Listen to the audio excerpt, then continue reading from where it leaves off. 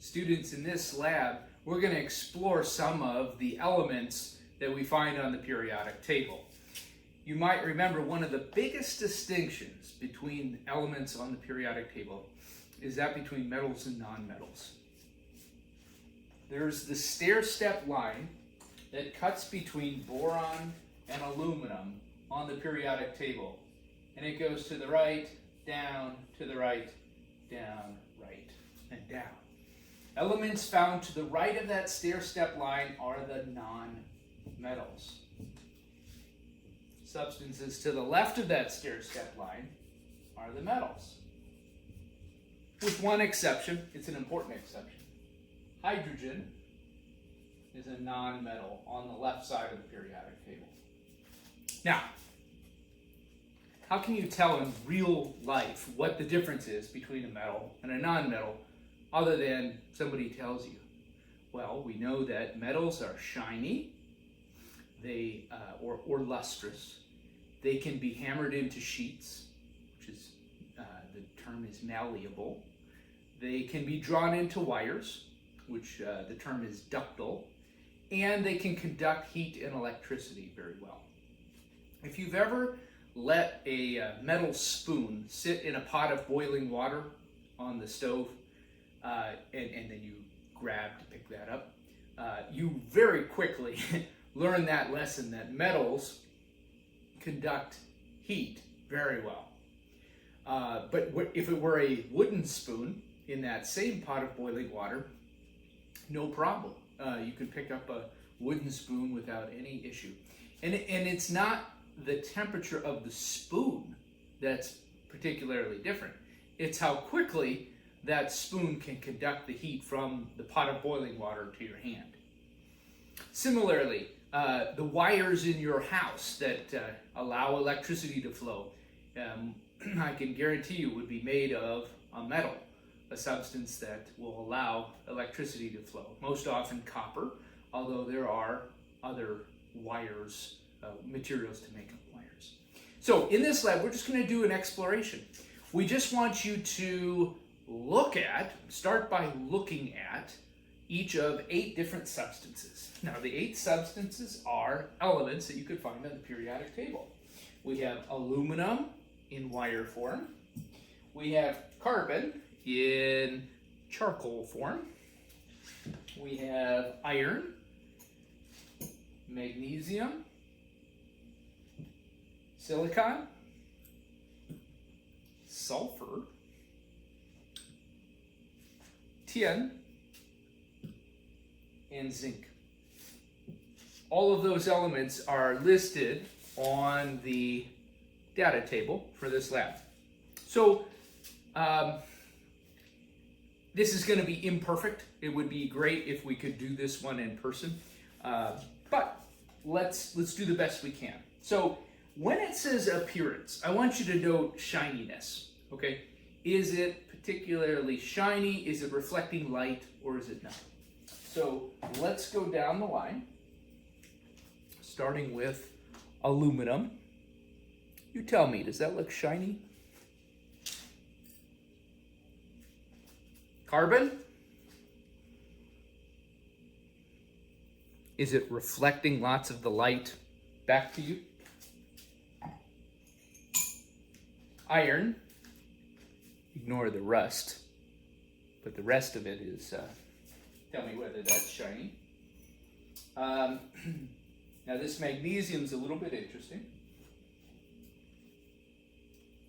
Bring a piece to the camera here.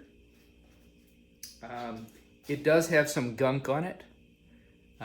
If you just look at the edge, that's a polished portion of the magnesium. Silicon. This is a fun one. You tell me, does that look shiny? Same material that made up the original computer chips, silicon. Sulfur. Now here's one that really you can get a whiff of. It smells like rotten eggs. Delicious. But we have flakes of sulfur here. Does it look like those flakes of sulfur are especially shiny, or are they dull in color?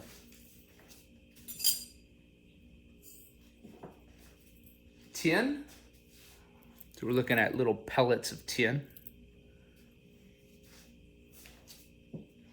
And zinc. Bring a piece out. Okay. So noting just the physical property of shininess. By the way, physical property can be observed without changing the substance. Chemical property, you're going to have a reaction which changes the substance in order to observe it. Now for the fun part. We're going to take a hammer to each of these, to a small sample of each of these substances. And we're going to try to observe whether when you hammer it, does it make a dent or does it shatter? If it makes a dent but doesn't shatter, then it's malleable. If it shatters, not malleable. So look closely. When I hammered this aluminum wire, it dented it. So that means this is a malleable material. Charcoal. we broke that baby. That one shattered. Not malleable. The piece of charcoal shattered, broke. Iron.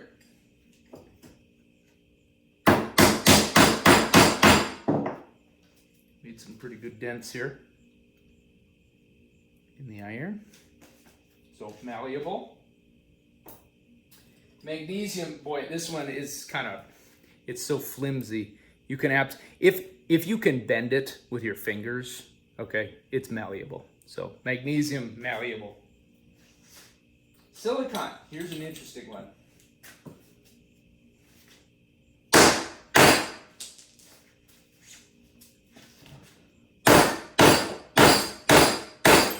It's really hard material. But when you hammer it, and with enough force, it will shatter. So silicon shatters. So it's not malleable. Sulfur. This is a tough one to deal with. We've got flakes. What I can do here, I'm going to take a larger size flake, and if I can snap it and have pieces of it roll off, then it is not malleable.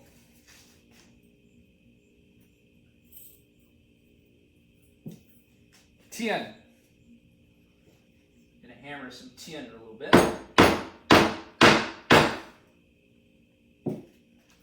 And this may be hard to see, but it dented. So the tin dented. It is malleable.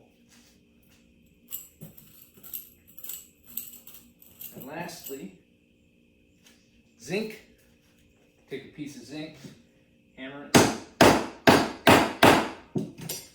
And the zinc just bent into place with the hammer. So that is malleable. Okay, so we've gone through the appearance, we've gone through the malleability. Now, we're going to take a conductivity probe. This is a machine that looks like this. We're going to plug our ports, the positive terminal in the middle, negative terminal on the right side. On the other ends of this are two little probes. We're simply going to test whether or not each of the substances can conduct electricity. Now, I'm going to turn it to the on position, to the power symbol, and I get a reading of 1. Now, we are doing a qualitative lab, so the numbers don't matter. Yeah, I am going to get a numerical reading on this conductivity probe, but all I care about is whether I'm getting a reading other than 0. Or is it changing from 1? And if that's the case, okay, it conducts electricity. All right, so we're going to simply take the material and connect or touch any two nearby points with the metal probes. And it's going to be, I can't really show you the screen here. So I'm going to tell you whether or not we get a reading other than one or a change from what it was. Okay, so here's the aluminum, and we are jumping all over the place. So we are indeed getting a reading other than one. Aluminum conducts electricity. Charcoal, carbon in the form of charcoal. I'm going to touch 2 points near the probe and no movement. The carbon is not conducting electricity. Our piece of iron. I'll touch the probes and I'm absolutely getting a change in the reading on the conductivity probe, which means the iron does conduct electricity. Okay, magnesium. We're going to take a ribbon here, a ribbon of magnesium, touch the probe nearby, and yes, we are getting conductivity of electricity with the magnesium. Silicon. This is an interesting one. Silicon, I want you to think about where it fits in the periodic table. So, thus far, silicon is shiny in appearance, but it is not malleable. It was brittle. Let's see if it can conduct electricity. Yes. Yes, it can. It can. Sulfur. I'm going to take one of the flakes of sulfur out. Put the conductivity probes right on it.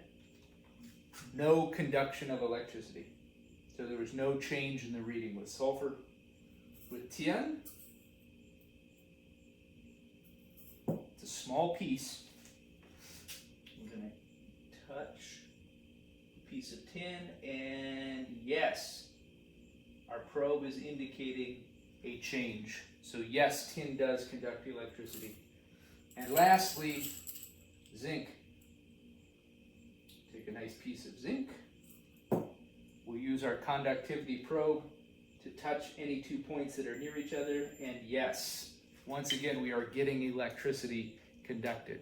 So one more time, let's go down the line. Aluminum, yes, conducts electricity. Carbon, no conduction of electricity. Iron, yes. Magnesium, yes.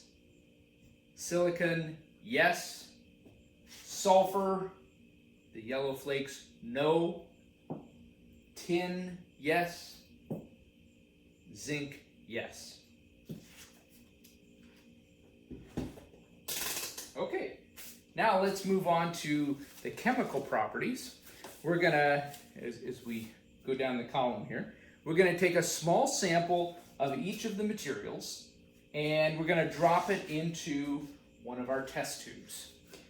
I'll take a minute to get that set up, and then we're going to see whether it reacts with hydrochloric acid in one of the columns, and then we're going to see whether it reacts with copper 2 chloride in the other. Okay, so now for the reactivity tests. I've put small samples of each of the 8 elements into these test tubes, and we're going to start to observe chemical properties. Now, to observe a chemical property, you have to react the substance. It's the only way that you can observe something chemical is if there's an actual chemical reaction. So we're going to add something that's very reactive, hydrochloric acid, and we're going to add just about a dropper full to each of these 8 test tubes. When we do that, we're going to look for a color change, we're going to look for bubbles, or we're going to look for the accumulation of some kind of a powder. The substance has to look different, smell different, or have bubbles in it somewhere in order to make this a true chemical reaction. So I'll zoom in a little bit. Hopefully you'll get some evidence. I'll also describe it just in case you can't see very well. Okay. And we're going to just add a little bit of 1 molar hydrochloric to each of the samples. So here's the aluminum. A little bit of hydrochloric there.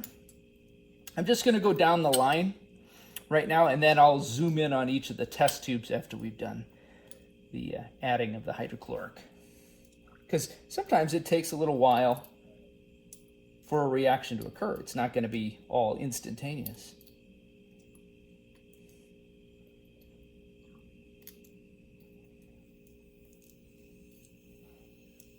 There's definitely a reaction with the magnesium.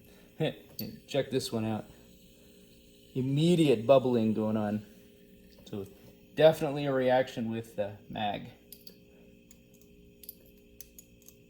Okay, silicons added. Just got 3 more here. Sulfur, tin, and once again, students, this is qualitative observations. You don't need to quantify how many bubbles or color changes are occurring. Just tell me whether you see whether it looks like some kind of a reaction is going on here. That's all.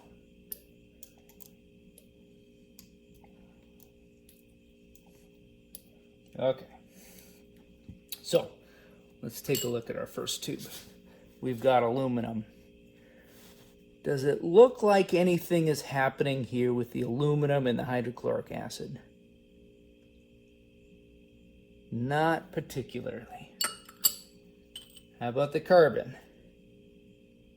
There actually is, if you look closely here, some bubbles accumulating. So yes, this carbon is reacting with hydrochloric acid. Here's the iron. There was rust already on the pieces of iron, so that is not new. That does not represent a change. Not much is happening with the iron. Here's magnesium. This was the one I pointed out right away. Vigorous bubbling going on here. So yes, magnesium is reacting. Silicon. Hard to see, but there actually are a few bubbles. Pretty tough one to see. This is a tough one to observe, but there are a couple of bubbles with the silicon. Sulfur. Doesn't look like much. No color change, it's still yellow flakes. No bubbles, no accumulation of powder. Tin. Doesn't look like anything's happening with this test tube. Zinc. Oh yeah. See all that vigorous bubbling? So zinc is having a reaction similar to that of magnesium with the hydrochloric acid. Vigorous bubbling. Okay. Be sure you record that in your data table. I'm going to refresh these test tubes with new samples of each of the different materials, and then we'll try copper 2 chloride. All right, students, we've cleaned out our test tubes from the hydrochloric acid reactions. Now we're going to add copper 2 chloride to each of the test tubes. Again, we're looking for bubbling, color changes, or the accumulation of a powder. That's typically your evidence of a chemical reaction. So let's add a little bit of the blue, note the beautiful blue color of copper ions. So we'll let's zoom you in again, see what we can see.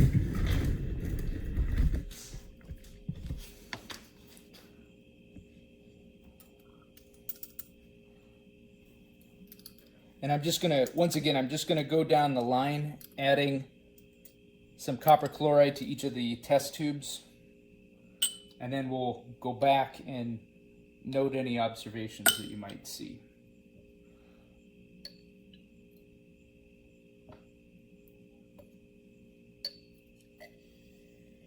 Vigorous bubbling with the magnesium. Right away, immediate reaction.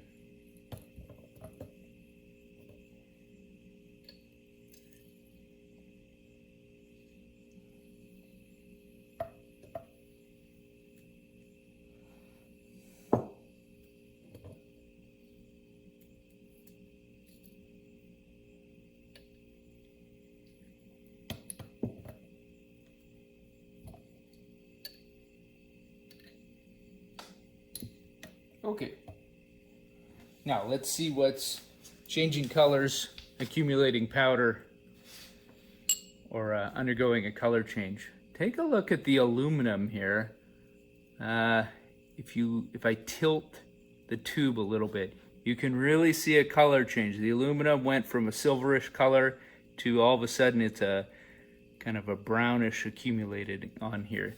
So yes, aluminum is reacting with copper chloride. Carbon, nothing. Looks exactly like it was at first. So nothing, no color changes, no bubbles, no powder accumulating.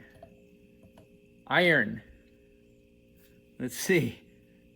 The iron is gone. It was here at first. Let's see if we can drop another piece. This is kind of cool. If we take iron, let's see if we can observe this reaction live here. So I'm cutting a new piece of iron. I'm gonna drop it in the iron test tube. Let's see if we can watch this happening here. And immediately some color changes occurring. So it went from silverish to reddish on the edges. So copper chloride is reacting with iron. Magnesium, this was the vigorous bubbling. Magnesium is such a reactive metal. It's not like a group 1 metal in terms of reactivity, but it's a group 2 metal. There's some business here. Silicon, doesn't look like anything's happening. Sulfur, nada. Tin, you see the color change? Tin started out shiny silverish. It's now accumulating gunk at the bottom. Reddish in color, so there's a color change there. Zinc, oh, this is a good one. Check it out. The zinc was silverish to begin with. Now it's this deep dark red.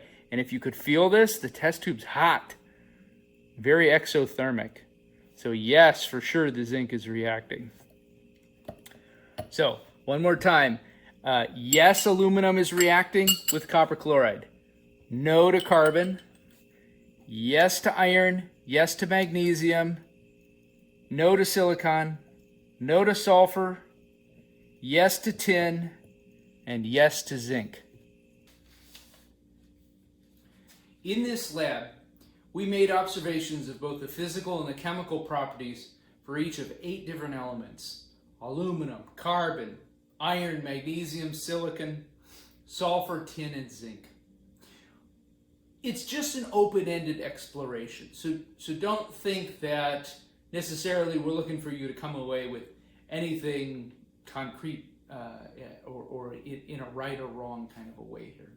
But I do want you to first locate on the periodic table each of those 8 elements and ask yourself, is it to the left or to the right of the stair-step line? That's one thing. Then I want you to think about, using your data table, were there any commonalities for the physical and chemical properties of the metals? What did they do that was different from nonmetals? Any commonalities among the nonmetals? What about silicon? Silicon's a metalloid. It's located directly on the stair-step line. Was there anything unique about silicon that made it sometimes like a metal in behavior and sometimes like a non-metal in behavior? As long as you can piece something together, come away with something, we've done our job. Thank you very much for your attention.